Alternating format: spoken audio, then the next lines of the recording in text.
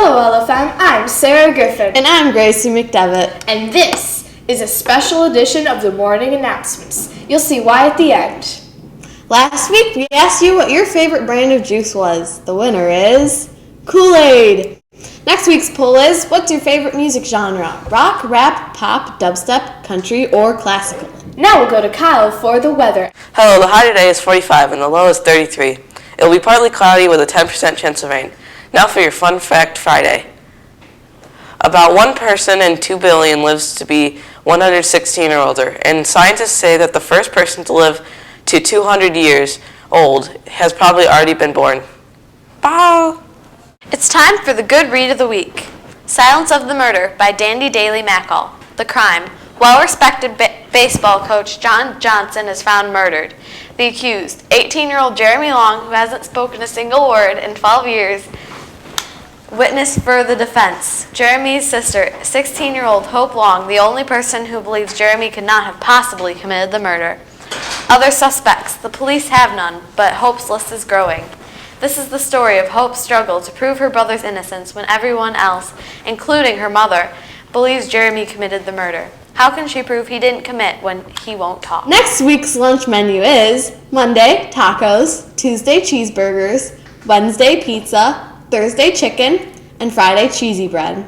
Here is this week's viral video, a Harlem Shake made by Mrs. Hall's third period French class. Enjoy!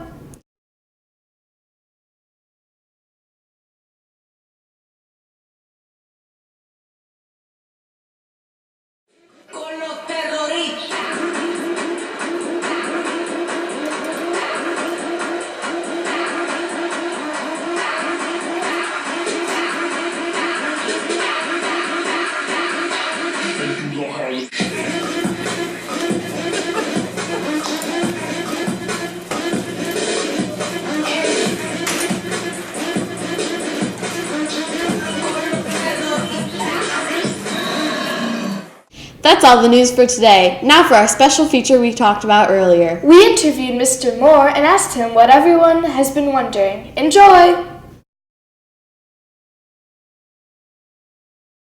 We're pretty excited about the 6th graders coming up from Gillis-Sweet. In fact, what's going to happen is they're going to be more isolated than the 7th and 8th graders, and they're going to be down this hallway here where the middle school office is, and then down the hallway into the high school.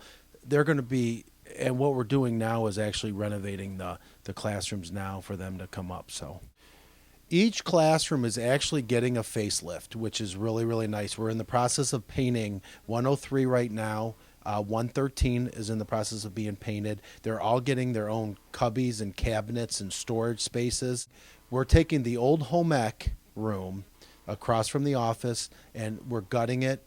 We're actually going to put in a full lab for science with gas, with water, running water, and so on, which is something that we desperately need here at the middle school. So each classroom is going to be renovated to equip the Gillis-Sweet students coming up. Each Gillis-Sweet student will have their own locker and so on. It'll be close to the office. And we're just going to expand the lockers a little bit in each direction for the 7th and 8th graders. So it's not that we'll ever have to double up. We have enough lockers for that. They're not going to be on the same bell schedule as the 7th and 8th grade, and they're going to have similar classes. Obviously, they're going to have their musics, they're going to have phys ed, they're going to have lunch, and so on, but we're going to work it throughout their day. So they're going to be a little bit different than the middle school. They're going to be more blended as an elementary and a middle school. We actually have 5 teachers coming up from Gillis-Sweet. We meet with them periodically. They're very, very excited. I'm very excited. They're very strong teachers. I think they're going to add a lot to the middle school. They're going to add not only the technology piece, which I'm really big into, but obviously they're very, very strong in the classroom. The 6th graders coming up, I think, is a better fit, and it's going to strengthen, obviously, the middle school and the high school and for years to come. Well, I think OAA boot camp, as quickly as we put that together, we got nothing but positive feedback, not only from parents. I went to the PTA meeting. Everybody was abuzz of how positive it was and something that, obviously had to be done. And it's going to benefit us next month with the OAAs. if students take one piece out of the boot camp, and it'll benefit them down the road. Schedule wise, what we're probably going to do is start the OAA testing around 8 o'clock. I think our first testing day is April 23rd, which is reading for 7th and 8th graders. Probably the start of the testing will be around 8 o'clock, so that doesn't interfere with lunch periods.